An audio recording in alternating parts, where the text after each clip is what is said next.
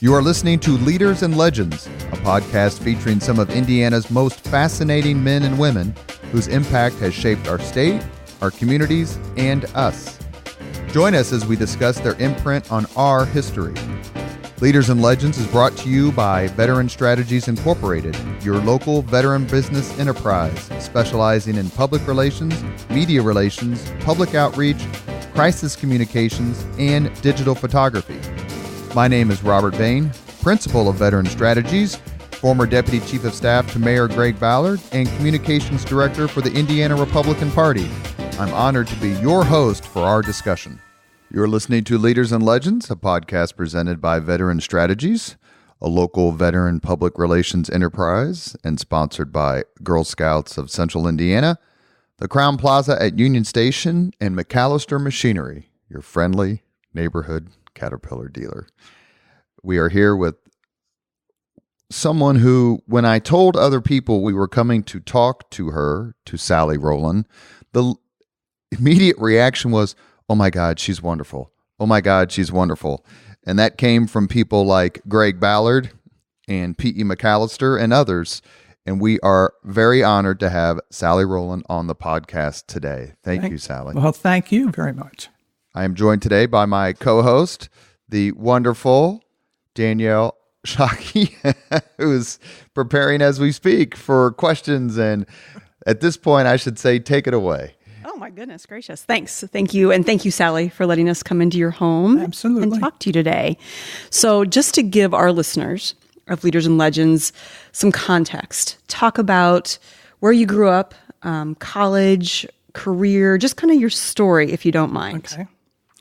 Well, I'm a Marylander. I was born and raised in Baltimore, Maryland. My parents lived in the East for about 18 years, which is where I came along, and then they moved back to Indiana when I was about out of high school. Terrible time to move. 3 different high schools, not good. At any rate, that's how we ended up back in Indiana.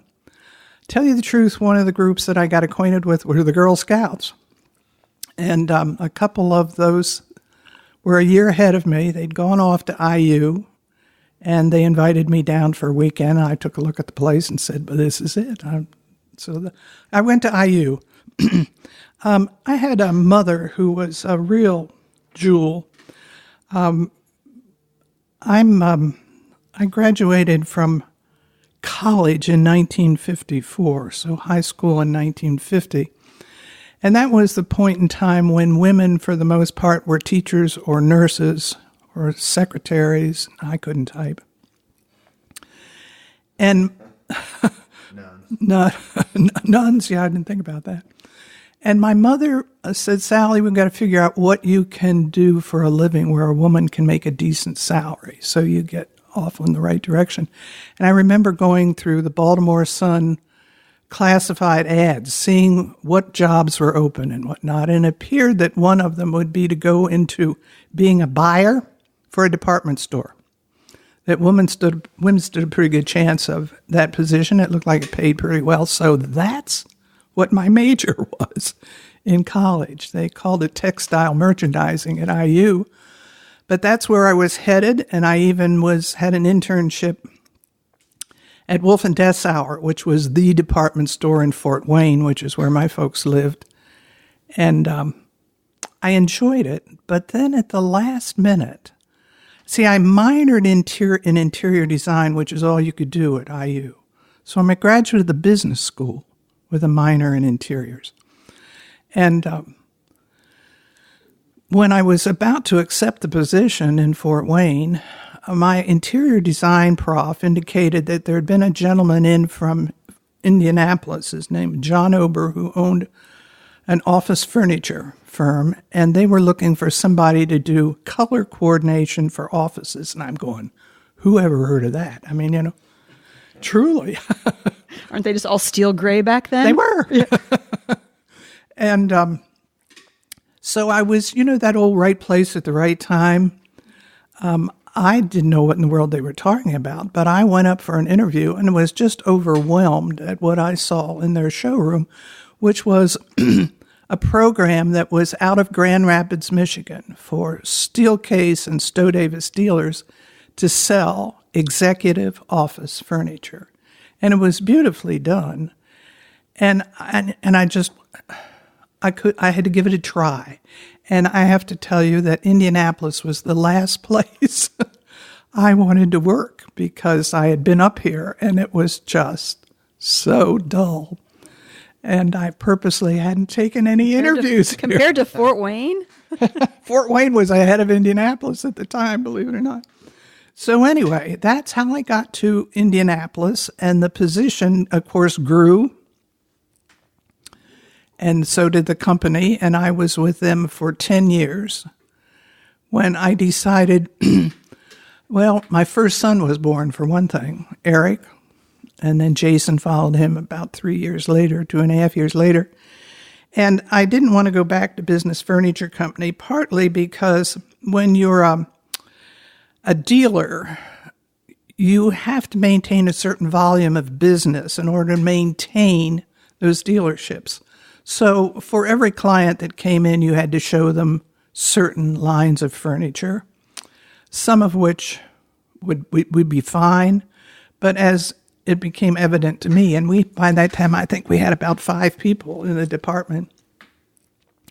There are a lot of people that the solution wasn't even to buy anything. It was to redesign what they had and repurpose what they had.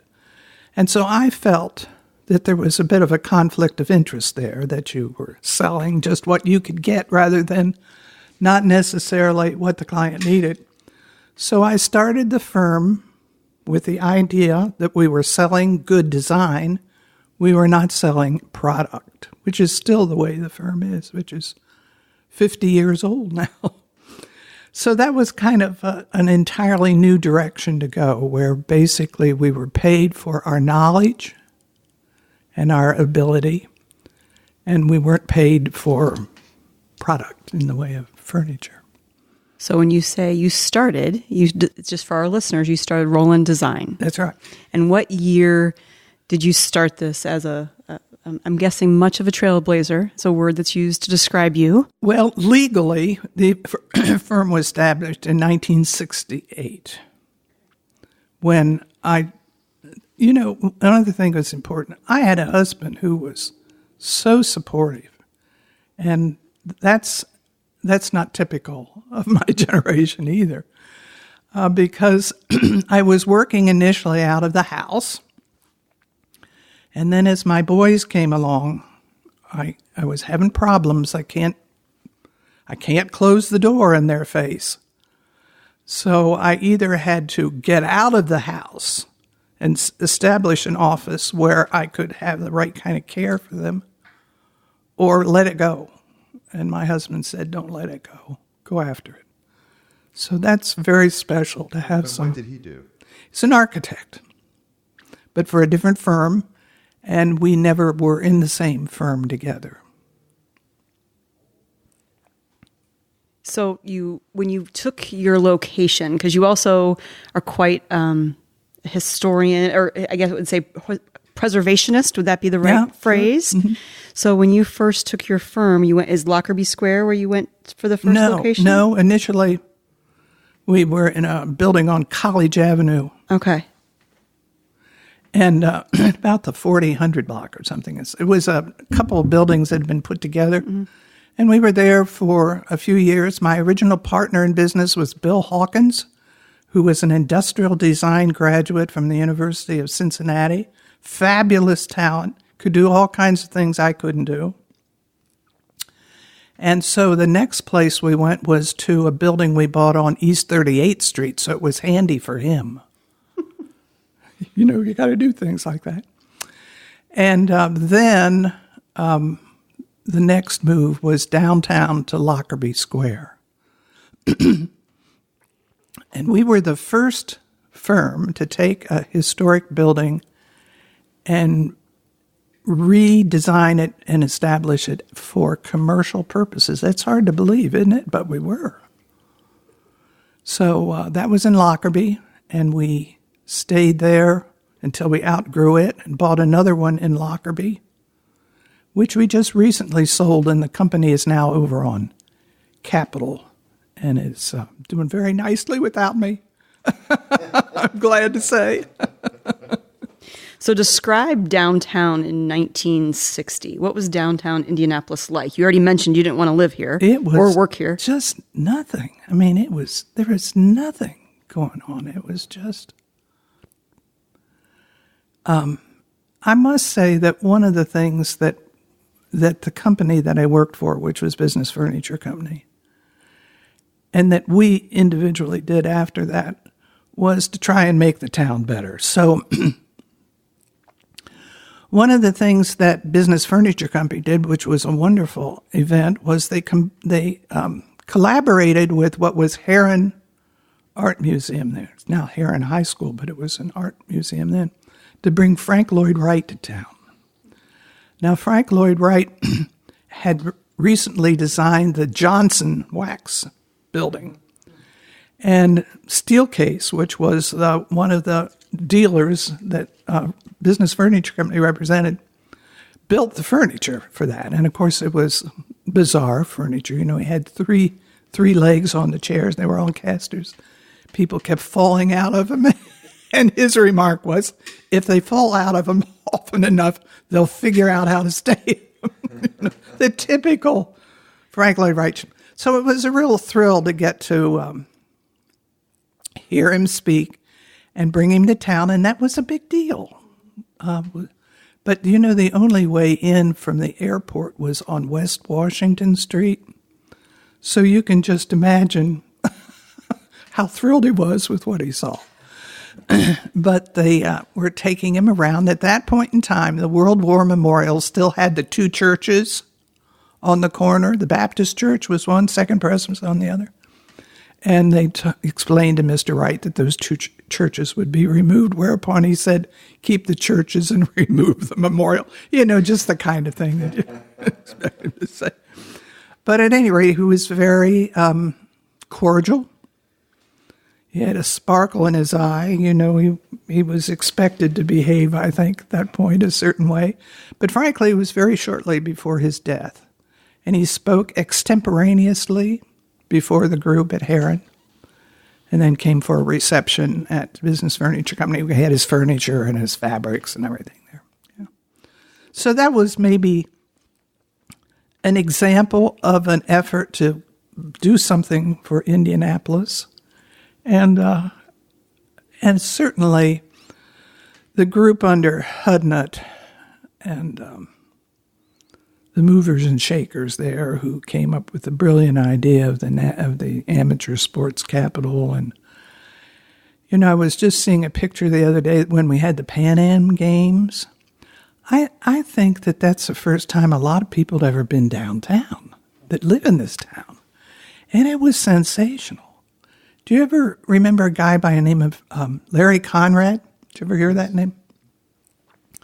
Larry Conrad helped to put a lot of that on. He was just full of ideas. The guy was just marvelous, and he died too young.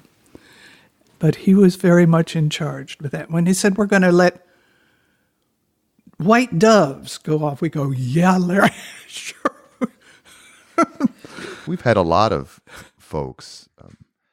Bill Benner was a podcast guest. Mark Miles has been a podcast guest, and they have both mentioned the Pan Am Games as a watershed event. Like, it kind of gets lost because of the Colts or the Pacers or the Domes or the Super Bowl or whatever, but Ted Boehm's going to come on the podcast. Good. Who was CEO of the Pan Am Games, and that's really what I want to talk to him about. Yeah. That people don't realize that showcased Indianapolis to the world for the first time that didn't involve the 500. That's right. Yeah, it was sensational. It was fun to be a part of it. And honestly, I think people began to think maybe there was something to this town. You know, they were proud of what was going on. You mentioned the Hudnut folks, and then let's maybe go back in administration. And Richard Lugar had some phenomenal talent working for him when he was mayor, and then obviously was built upon by subsequent mayors. But was there a sense in 1967, Lugar wins his first term, and obviously not immediately, but shortly thereafter, he becomes mayor that, okay, things are going to change or they are changing. Do you remember that time? Not as well as I should, probably. Obviously, the Unigov thing, which he put in place, was huge and made a big difference. We went from in size from 20-something to 12 or 15. Yeah, it was just kind of crazy. There's no question, but Senator Lugar, who I got to know a little bit, was all good for every position he ever had, and much missed. Yeah. Do you remember first meeting people like, and these folks have come on the podcast too, Jim Morris, and Dave Frick, and Mitch Daniels, and Joe Slash, and others who followed, John Krause, others who have followed in that 25th floor and become, either you knew them before or become friends, or you could see the talent that was up in the mayor's office that helped transform the city? Well, I've been fortunate to know them all and to work with them at one point in time. And certainly Jim Morris is one that I've admired forever. And he had an awful lot to do with getting this thing. Well, I think he had an awful lot to do with the NCAA headquarters coming to town. So there's no question but what. And David Frick, I listened to your podcast with David Frick, and it really brought tears to my eyes because he told the honest-to-gosh story of the stadium and why and how the whole thing came. And you hear mixed things. But what an important role that was, let alone what else he did.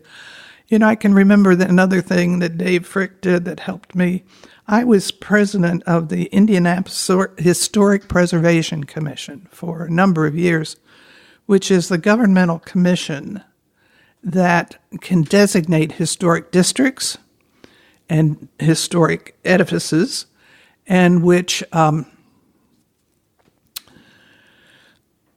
is responsible for naming most all the historic districts. When I was on there, the only one was Lockerbie, and so we had a number that came after. And one of the things that was happening was that they were starting to buy up all the buildings in order to tear them down on Ohio Street, and because Bank One wanted to build a new tower, okay? And one of the buildings was the Kittle building, which was a cast iron facade building, and it was on Pennsylvania Street, and it was about the last cast iron facade building in town. And Indiana Landmarks, which is the private organization throughout the state, was trying desperately to save it.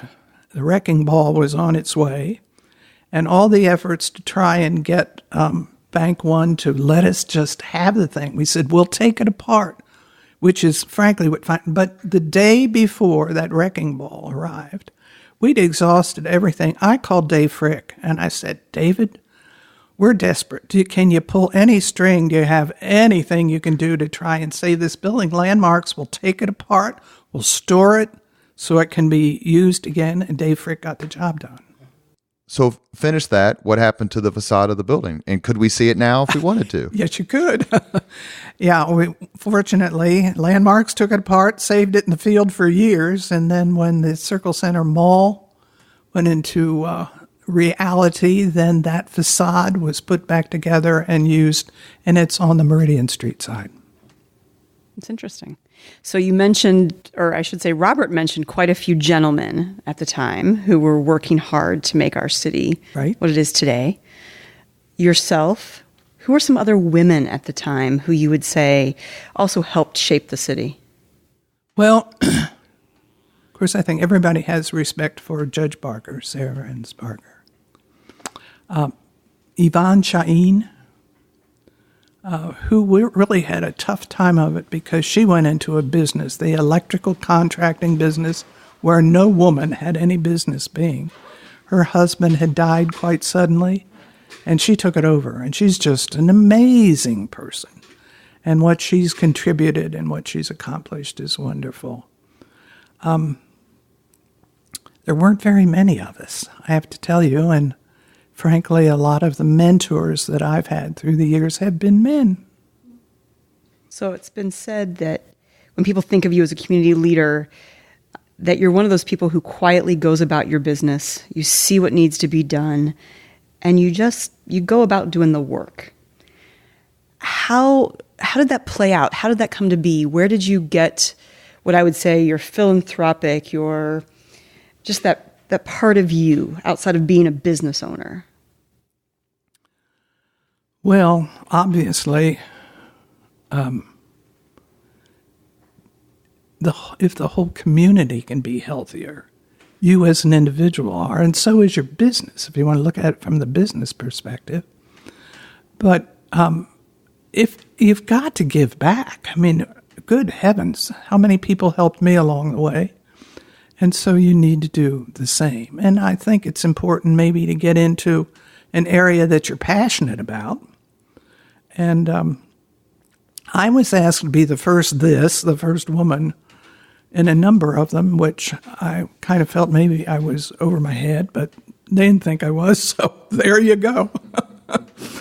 I was the first woman to chair a United Way campaign, and first president of the Economic Club, which, by the way, was where I got to know Dick Lugar quite nicely.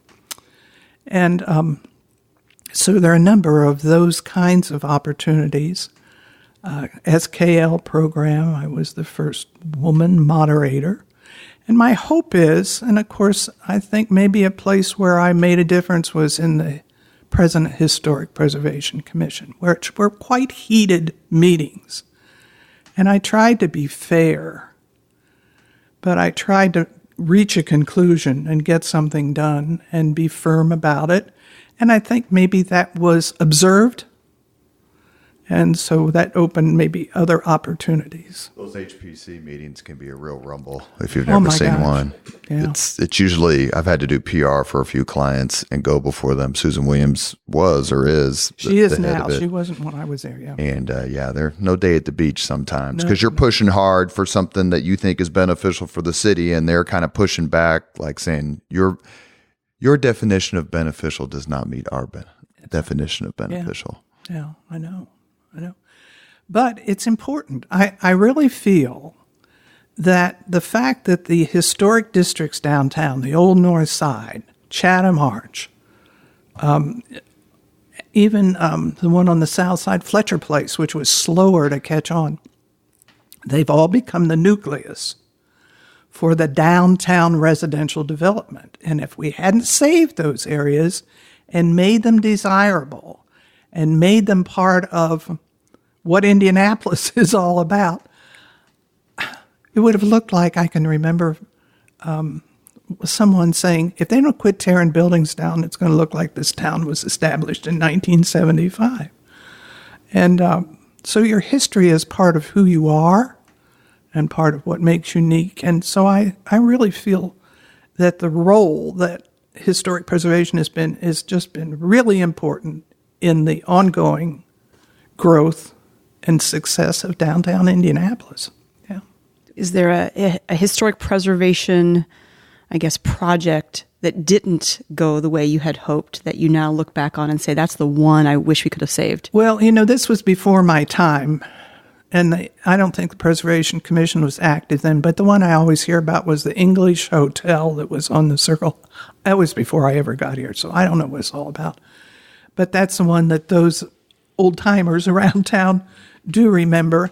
One of the buildings that we saved was the Circle Theater.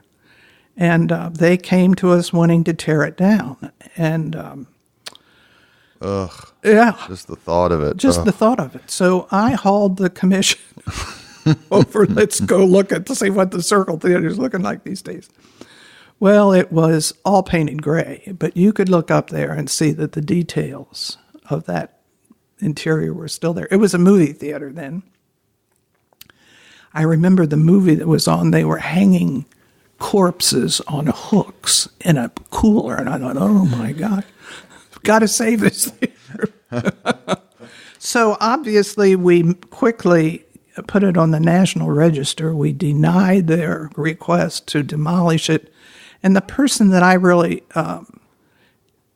give some sincere credit to for saving it was Zane Todd. And Zane Todd was chairman of IPALCO, Indianapolis Power and Light Company, which was the next door neighbor. And he could see some merit in having a good neighbor there. And so they're the ones that saved it to begin with. And then Steve Hilbert. Hilbert came later. Mm-hmm. Yeah. He came after it was all restored. Yeah. Is there any trajectory right now in any city growth in any area that you wish could be thought about differently? Whether it's the Coca-Cola bottling area or some of the new buildings they're talking about tearing down near the Children's Museum or... Well, okay. Those get to be sticky wickets. Yeah, that beautiful apartment building on Meridian Street that the Children's Museum wants to tear down. Well, I understand that it's in terrible condition on the inside. And I know that there have been efforts to try and get a developer who would take it on. Apparently, it has been allowed to get in such awful condition that the cost of renovating it is beyond anybody wants to tackle. It's too bad that that was allowed to happen, but that's the way it is, and you just hate to see a building which architecturally is quite attractive. I don't know that George Washington slept there or anything of that sort, but or if Richard Lugar even stopped there.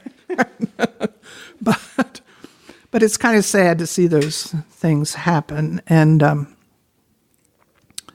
but there are quite a few of them that we've saved. And if you look at the 10 most endangered list that Indiana Landmarks publishes each year, that's statewide, of course, because that's a statewide organization, but so many of them have been saved that would have just gone if it hadn't been brought to someone's attention. A lot of what Landmarks does is just buy the building and stabilize it until they can find someone who can find another use for it, but still maintain the integrity of the building. So, how about the mall? What vision would you have for the Circle Center? The Circle facade Center has some beautiful spots there. Right, it's beautiful. The facade's there. We did our bit. I don't know what to tell you. Of course, I was thrilled when Nordstrom's came. And I think when they were downtown, we had people coming up here from Cincinnati and everything. But for whatever reason, it was a business decision that I thought was sad. And they're having trouble, obviously, keeping. I don't know. I would hope that maybe with the increased number of people that are living downtown, that maybe there would become a greater need for different kinds of shops in that mall than have been. They've been catering to maybe convention trade. But there are a lot of people living downtown. They need furniture. They need hardware stores. They need all these things. I'm not sure. But yes, I hope it succeeds. So you mentioned yourself that you were the first woman in a lot of ways, first of many different responsibilities in our city. Do you think, what's your opinion, I guess? Have we come far enough? When will we stop introducing women as the first blah, blah, blah? I think we're past that to some extent. Yeah, I think we're past that. I tell you, I'm just amazed at what so many really great women are accomplishing. I mean, look at Elaine Beadle. I mean, my gosh.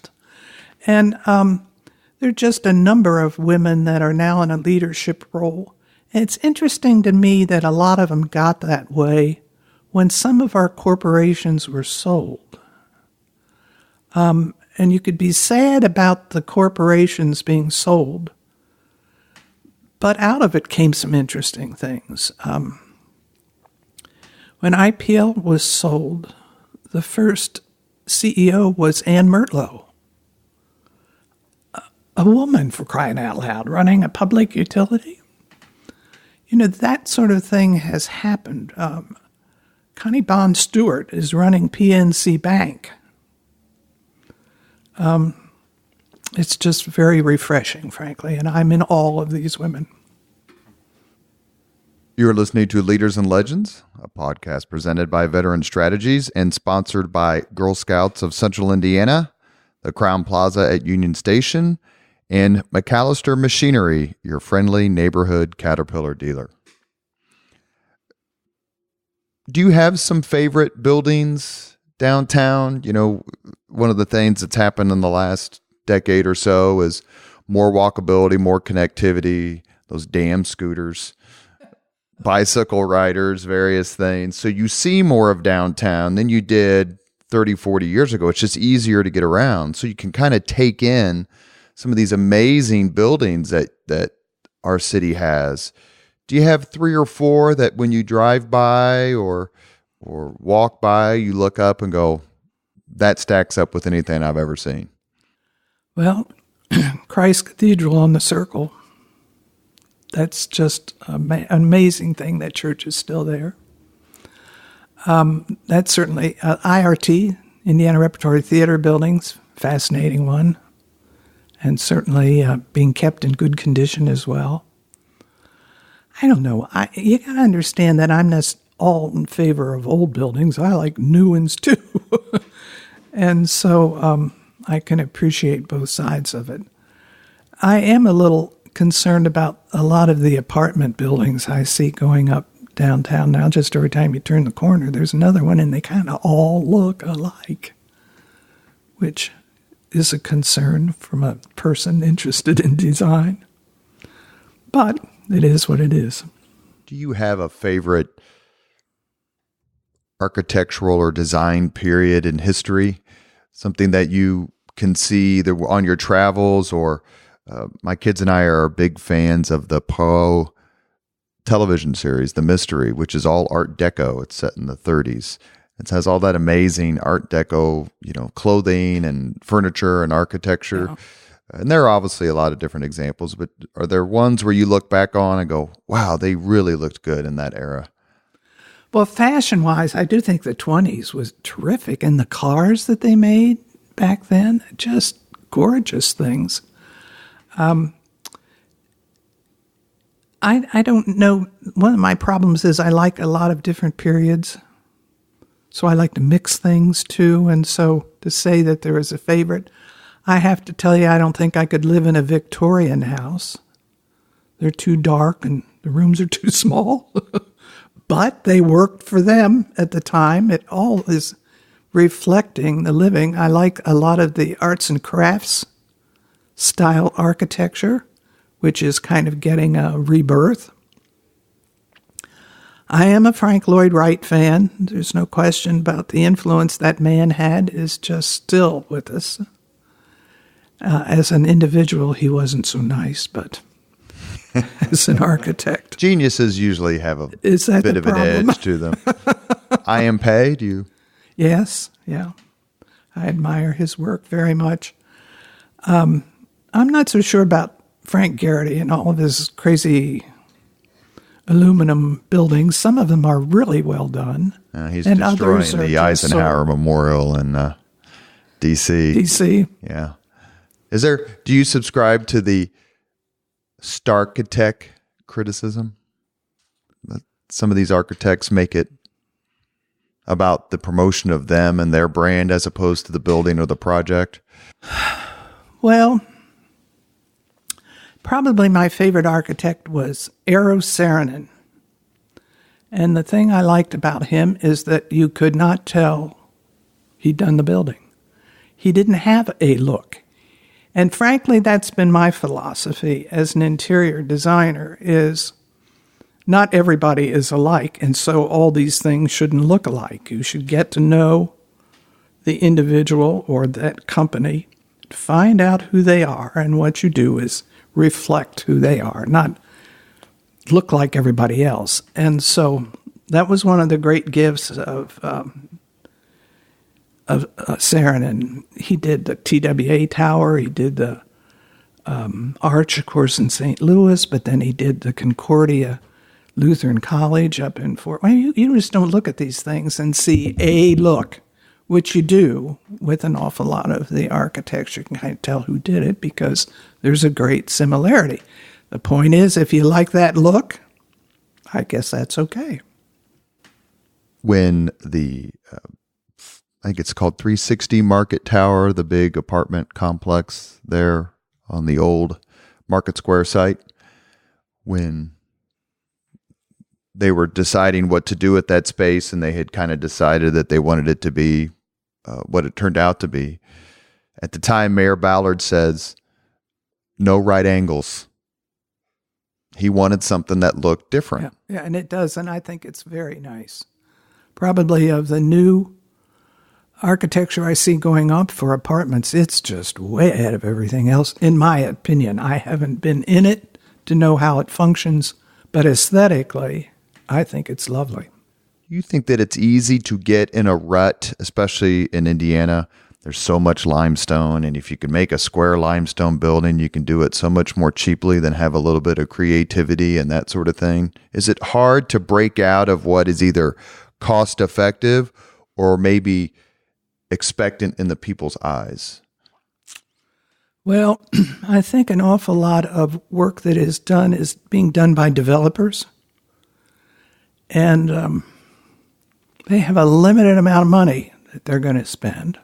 And it drives things, I think, to kind of look more alike.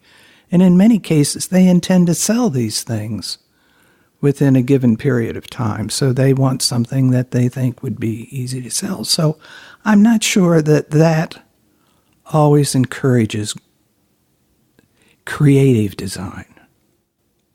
I'm going to ask you, and then I'm going to turn it back over to Danielle before we do the 5 questions at the end. But do you remember when you walked into a meeting and you were the only woman in the meeting? And then there was another woman in the meeting. And then there were more women in the meeting. And meetings where decisions were made. You remember what that felt like to you to start to see, you know, it was kind of cool to be Sallie in the room and it's just me and they had to listen to me. But you know what? Now I'm sharing this responsibility and we're all prospering because of the diversity of leadership in the room. What was that like? Because as Danielle said earlier, I mean, you're talking about the founding of Indianapolis and the people who turned it around. You know, there's just a group of people who did it. But eventually that changed. And what was it like for you when you saw it changing? Very encouraging and a happy day. One of the opportunities that I've had was to help establish the Central Indiana Corporate Partnership, CICP, which was in conjunction with Lilly Endowment. And it replaced the old Corporate Community Council, and it looked at a different way of doing economic development. And that organization now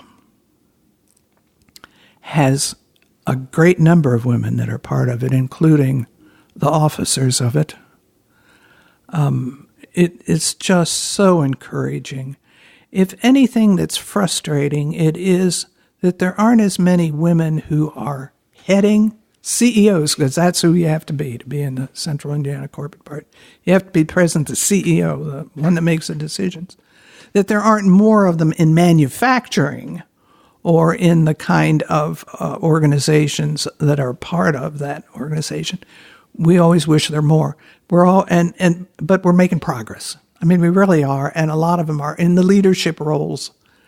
And the more you see of that, the more it's so encouraging. I think men have figured out that there are a few women around that know what they're doing. Yes, there are. Across the table from me. Go ahead. Well, I was going to say, Sallie, I think you failed to mention the beautiful work that your firm did with the Girl Scouts Leadership and Learning Center. Thank you.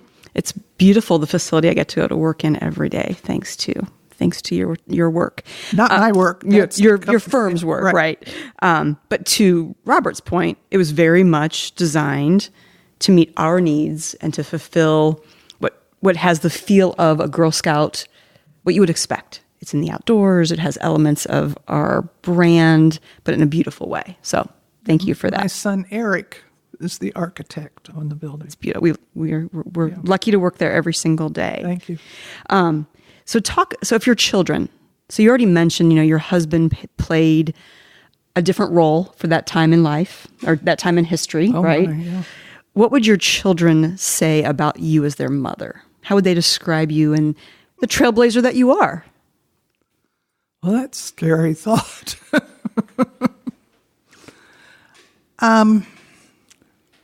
I think they respect. And frankly, the thing that's encouraging is they've married women that are very smart. And so maybe I help set a pattern there that we're not all beauty queens, but maybe we have something else to contribute. So I'm very proud of my sons and of their wives and their families. I'm a fortunate lady. How many grandchildren do you have? I have 5. And the oldest is at the University of Cincinnati in industrial design. So she may have been picked up a few of these genes along the way, and her work is extraordinary. As a matter of fact, that's a pencil drawing that she did of me. That's amazing. Yeah. So talent is in the gene pool. I do believe maybe some of it's hanging in there. And so now you mentioned Eric. Mm-hmm. So your Rowland Design is still considered a family run, family owned? No, it isn't. I've been out of it for a long time. Eric is one of the partners. There are 5 partners in the firm. It still is a majority women-owned business, but they're doing beautifully. They're busy as can be, and I'm so proud of all of them, and they pretty much carried on the attitude and the tradition that was put in place. My other son, Jason, is a doctor. He's a child and adolescent psychiatrist, and he's making a huge difference in the world, too. So now that you've retired, and you're still spending your time supporting the community, what's your favorite way? What do you like to? How do you spend your energies now? My energies now? Well, I have 3 things I'm working on. One is Indiana Landmarks. We're wanting to publish a new book, kind of a coffee table book, that shows what all landmarks has had a role in and how it's made a difference. So there are pretty much before and after illustrations of things they've done to reconnect us with our heritage, establishing communities, as I've talked about a little bit before. And then, of course, there are the individual buildings. And I don't think they toot their horn like they should, and so this may be a way of doing that. I think people would enjoy it. So that's one thing. Another thing is I've been trying to get a gateway design for my old neighborhood, which is Millersville. That's the town of Millersville. It's over there. And the gateway design is at the exit of 465 North and 56th Street. And right now, when you arrive there, all you see are weeds and trash. And it's like nobody cares. Well, we care. And so we have a design in place that features primarily the city of Lawrence, because that's where their main exit should be. And I think we're going to get it done. I'm so happy. I bet you will. And then the other thing I'm working on is in my old neighborhood of Brendanwood, which is a historic neighborhood. We've established a Historic District Foundation, and so we're in the process of saving the things that are significant to its history, and they've kind of fallen maybe behind in what they should be doing maintenance-wise.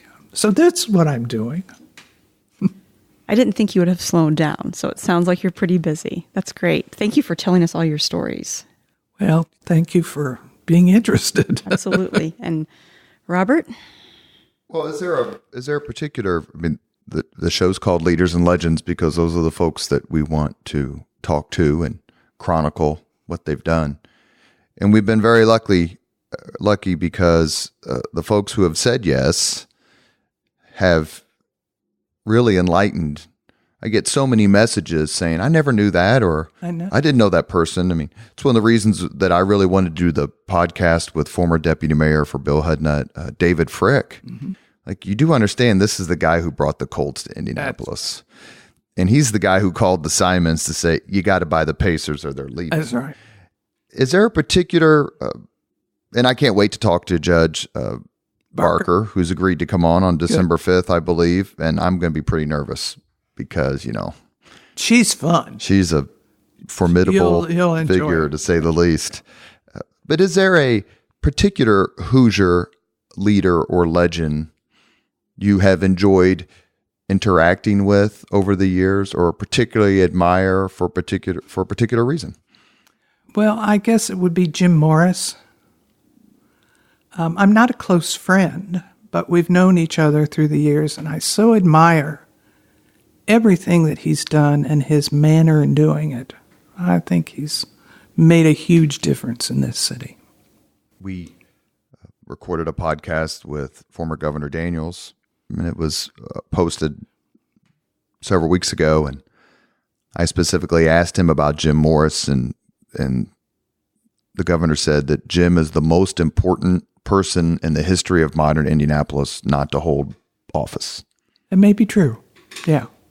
I don't think people understand the kind of behind-the-scenes touch that he has in getting things done. Yeah. Of course, Mitch Daniels is a favorite of mine, too. We shared board membership on IPL, sat next to each other for about 12 years or so, and admire everything Mitch has done. I have a granddaughter at Purdue now, and she's just gun-ho. But Purdue's been a client of mine for over 50 years, too. They were a firm that I started the business with, and they renewed that contract every year for over 50 years. So Purdue is near and dear to me, although I went to IU. They said they overlooked that. Did you ever do any work for IU? Yes, I have. So this is an important historical question. You know what's coming, Spangle? What's coming? Did you design the chair that Bobby Knight threw across the... Sorry. It wasn't even a well-designed chair, was it? I guess it was easy to throw. It was easy to throw, that's right. No, I've had the fortune of doing the president's residence and work in the Kelly School of Business and in the Union Building. A lot of it was back where I'm sure they've redone it now, but yeah. You are listening to Leaders and Legends, a podcast presented by Veteran Strategies and sponsored by Girl Scouts of Central Indiana, the Crowne Plaza at Union Station, and MacAllister Machinery, your friendly neighborhood Caterpillar dealer. We have come to the 5 questions segment. Nobody told me. Well, we only really told Governor Daniels, and Governor Holcomb. They got him ahead of time, All but right. that's their role, is to. We didn't want them to be unprepared, but we asked the same 5 questions of everybody. Okay. And so, Danielle? And to be honest, they're not scary. Okay. What was your first job? My first job was in a florist shop, and it was at Christmas time, and I was asked to put bows on the poinsettia plants. And it was a brother and sister that owned the shop. And one of them would come through and say, "That's too skimpy a bow." And the other one would come by and say, "You've got too much ribbon in that bow." And I think I mouthed off and got fired. That's interesting. All right. What was your first concert? First concert? Good heavens.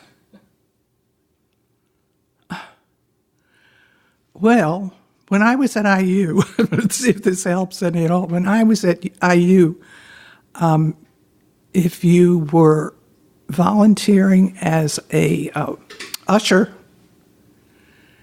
and you had to wear the black skirt and white blouse, you could go to all the concerts. So frankly, I think maybe those were the first ones. Okay. Yeah. If you could suggest any book, what book would that be for someone else to read? Interesting. I read a lot of McCullum's books. As a matter of fact, I just finished one. Oh, David McCullum, David the historian. McCullum, yes. And I haven't read one yet that I didn't enjoy. I particularly enjoyed the one on Truman, who was an interesting character. I remember him when he was president and how he was kind of scoffed at and whatnot. But in retrospect, probably one of the best ones we ever had. All right. Well, this question might tie in a little bit then. If you could witness any event in history, be there as it happens in person, what event would you choose?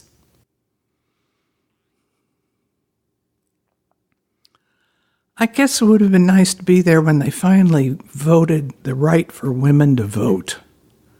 Was some handout from the guy from Tennessee, I think, was the last one to vote. And I think his mother sort of set him straight. You'd like to see that happen. I'd like to see what she that might happen. have said to I him. would like to see what she said to him. And that's been a very popular answer.